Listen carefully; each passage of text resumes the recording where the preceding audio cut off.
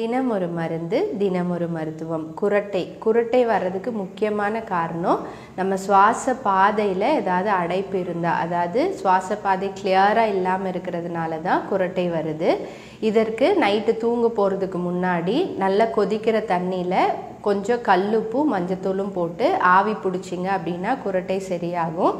குரட்டைக்கான medicine நம்ம நற்பவி கிளினிக்கில் அவைலபிளாக இருக்குது. கீழே இருக்க நம்பருக்கு காண்டாக்ட் பண்ணி கொரியர் மூலமாகவும் வாங்கிக்கலாம். நன்றி.